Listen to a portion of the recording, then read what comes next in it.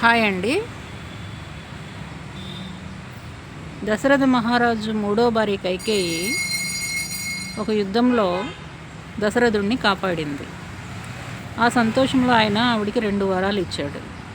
అవి ఎప్పుడైనా అడగచ్చని కూడా చెప్పాడు. ఆ విషయం ఆవిడకి మర్చిపోయింది కొంతకాలం తర్వాత. కానీ ఉంటారు కదా గుర్తు చేసేవాళ్ళు, మన చుట్టూ ఉంటూనే ఉంటారు, మనకు చెడు చేయాలని చూసేవాళ్ళు. సో రాముడి పట్టాభిషేకం టైము రానే వచ్చింది.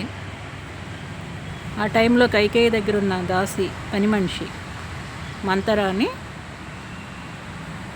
దుర్బోధ చేసిందనమాట. ఏమని, అయితే గీతే నీ కొడుకే రాజు అవ్వాలి, రాముడు రాజు అవ్వడం ఏంటి, భరతుడిని రాజుని చేయమని నీ భర్తను అడుగు, అలాగే రాముడిని అడవులకు పంపించమని కూడా చెప్పు. రాముడు ఉండగా భరతుడు రాజు అవ్వడానికి సాధ్యం కాదు కదా, కాబట్టి ముందు రాముడు అడవికి వెళ్ళాలి, ఆ తర్వాత నీ కొడుకు రాజు అవ్వాలి, నీ కొడుకే రాజు అవ్వాలంటూ ఆవిడ మైండ్ని చెడగొట్టింది. సరే, చెప్పేవాళ్ళు 1,000,000 చెప్తారు. మంచి చెప్పొచ్చు, చెడు చెప్పొచ్చు. మంచి చెప్తే ప్రాబ్లం ఏం లేదు. ఇలా దుర్బోధలు చేసినప్పుడు అవతల వాళ్ళు ఎందుకు చెప్తున్నారు, ఏ ఇంటెన్షన్తో చెప్తున్నారో, దాని వెనుక వాళ్ళ స్వార్థం ఏంటి అనేది మనం ఆలోచించుకోవాలి. గుడ్డెద్దు చేలో పడ్డట్టు వాళ్ళని ఫాలో అయిపోకూడదు. మనకంటూ కొంత విచక్షణ ఉంటుంది కాబట్టి దాన్ని ఉపయోగించి ఇలా చేయడం కరెక్టా కాదా అని ఆలోచించుకోవాలి. దురదృష్టవశాత్తు కైకేయి ఏమీ ఆలోచించలేదు. నేరుగా భర్త దగ్గరికి వెళ్ళి వరాలు అడిగింది. అవి ఏంటని ఆయన అడిగాడు.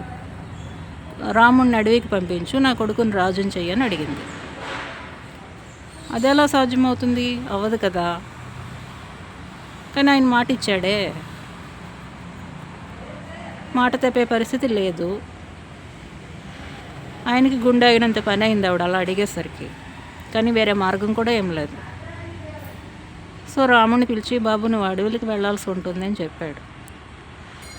నువ్వు ఆవిడ వరకు వరాలు ఇవ్వడం ఏంటి, నేను అడవికి వెళ్ళడం ఏంటి, నాకంత కర్మ ఏంటి అని ఆయన తండ్రికి ఎదురు చెప్పలేదు.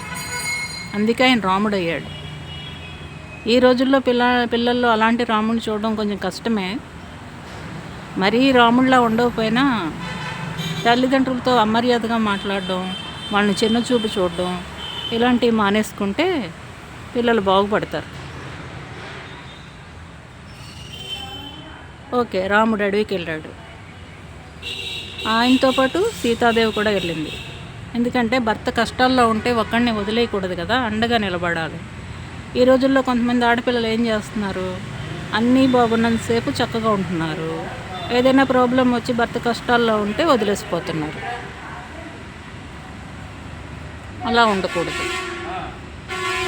అలా ఉండకూడదనే విషయాన్ని ఆడపిల్లలకి చిన్నప్పటి నుంచే చెప్పాలి. అలాగే భార్యను ఎలా చూసుకోవాలనేది కూడా మగపిల్లలకు చెబుతూ ఉండాలి. ఓకేనా అండి, అర్థమవుతుందా? ఇవన్నీ తెలియాలంటే ఫస్ట్ మనం చిన్నప్పటి నుంచి పిల్లలకి చెప్తూ ఉండాలి. పురాణాలు చెప్పడం కాదు, అవి వాళ్ళకి వంటబట్టేలా చూడాలి. రిపీటెడ్గా చెప్తూనే ఉండాలి, విసుగు విరామం లేకుండా చెప్తూనే ఉండాలి. అప్పుడు మాత్రమే అది వాళ్ళ మైండ్లో స్థిరపడుతుంది. వాళ్ళ గాలికి వదిలేసి వాళ్ళు ఇలా అలా తయారయ్యారంటే కుదరదు. తర్వాత మనమే ఇబ్బంది పడాలి. అలాగే ఇప్పుడు 4 పిల్లలు ఉన్నప్పుడు నలుగురిని సమానంగా చూడడం తల్లిదండ్రులు అలవాటు చేసుకోవాలి. ఒకళ్ళని బాగా చూసి ఒకళ్ళని నిర్లక్ష్యం చేస్తే ఏమవుతుందంటే, బాగా చూడబడిన పిల్లలు బాగానే ఉంటారు, హ్యాపీగా ఉంటారు, వాళ్ళకి కావాల్సినంత ప్రేమ అన్నీ దొరుకుతాయి. కాబట్టి ఈ దొరకని వాళ్ళు నిరాశతో ఉంటారు.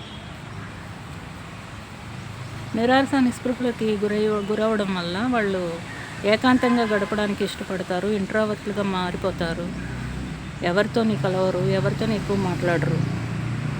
అది వాళ్ళకి ఇప్పుడు ఏమీ కాకపోయినా ఫ్యూచర్లో వాళ్ళకి చాలా ఇబ్బందికరమైన విషయంగా మారుతుంది. కాబట్టి పిల్లలందరినీ సమానంగా చూడాలి. అన్నదమ్ములకు కష్టం వస్తే అండగా నిలబడాలని ఆడపిల్లలకు చెప్పాలి, ఆడపిల్లలకు కష్టం వస్తే అండగా నిలబడాలని మగపిల్లలకు చెప్పాలి. ఎందుకంటే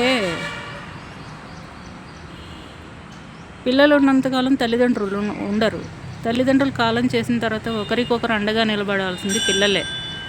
వాళ్ళలో వాళ్ళకి ఐక్యత లేకపోతే నువ్వెవరో నేనెవరో అన్నట్టుంటే ఎవరికి వారే యమునా తీరే అన్నట్టు ఉంటుంది.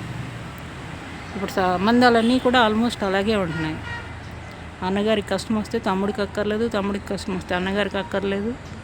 ఆడపిల్లలేమో ఆస్తిపాస్తుల కోసం కొట్టుకుంటారు. ముందు ఈ సంస్కృతి పోతే మన పూర్వ భారతదేశాన్ని మనం మళ్ళీ చూడగలుగుతాం.